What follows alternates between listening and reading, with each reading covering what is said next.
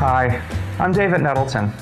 I solve the problem of validating computer systems used in the pharmaceutical, healthcare, and medical device industries.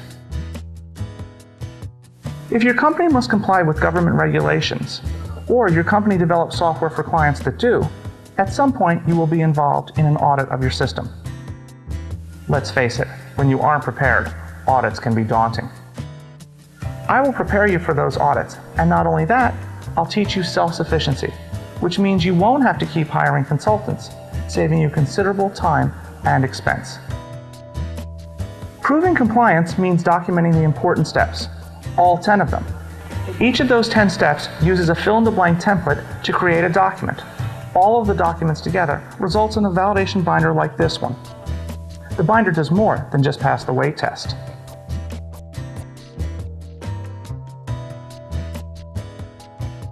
Typically, I can complete a project and produce the validation documentation in 1/3 the time of other companies.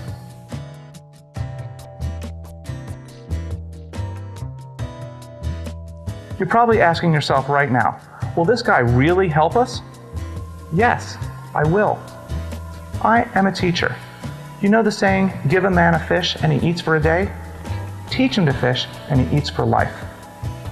To that end, I will teach your workforce how to maintain compliance. In my interactive training sessions, I encourage lively debate among the participants, with a little humor mixed in for good measure.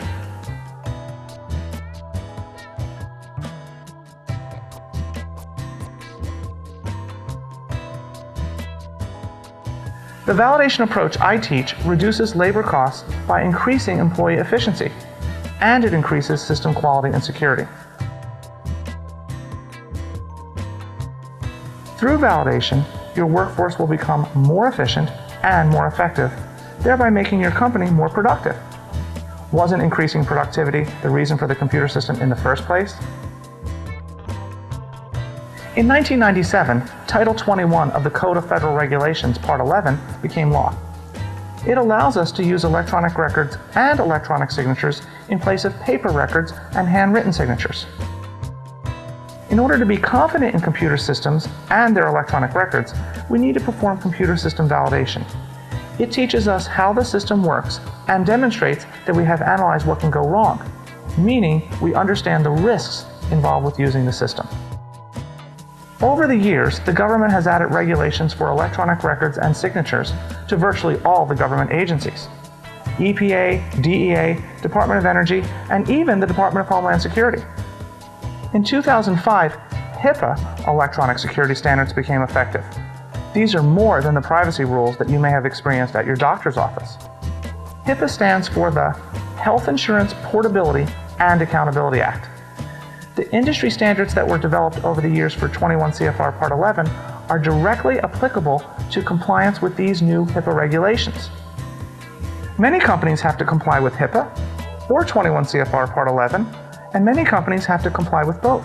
Thus, having a single process that works for both sets of regulations is advantageous.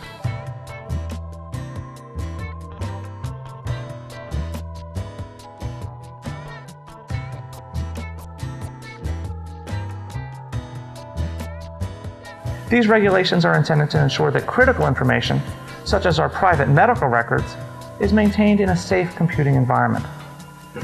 There's no getting around this legislation. It's mandatory, and the government performs regular audits. And when those audits come, you'll need to have the necessary documentation to prove compliance with the regulations. It may seem overwhelming at first, but everything is easier when you have an experienced guide working with you every step of the way.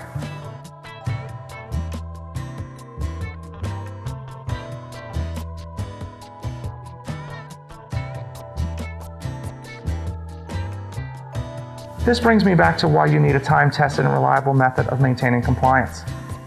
I've already mentioned my relatively simple 10-step process that makes maintaining compliance and managing the necessary documentation easy. By following the 10 steps and using the templates, you will be in compliance and you will have the documentation required for an audit.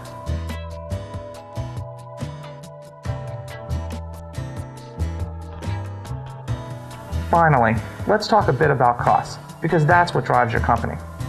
It's been shown time and time again that the cost of maintaining compliance is much less than the cost of time lost to rework, patient injury, litigation, and so on. This is why so many companies use my approach to validation. The cost of computer system validation ensures your investment because validation discovers problems and failures before the system is used in production processes. Validation costs are dwarfed by the potential costs of correcting failures that could have occurred in production. There isn't a company that can afford not to go through the computer system validation process.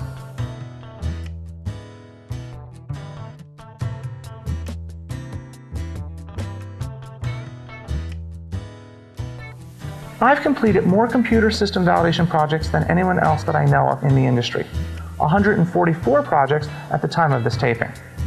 In addition to educating clients on computer system validation, I also teach a 2-day Everything You Need to Know About Electronic Records course.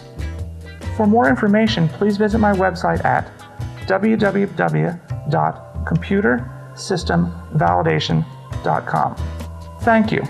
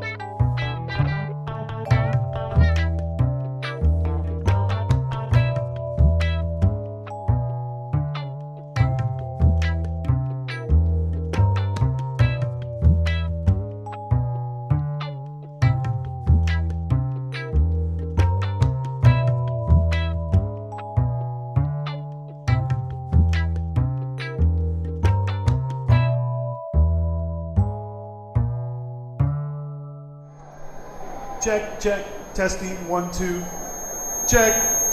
Whoa, check, check.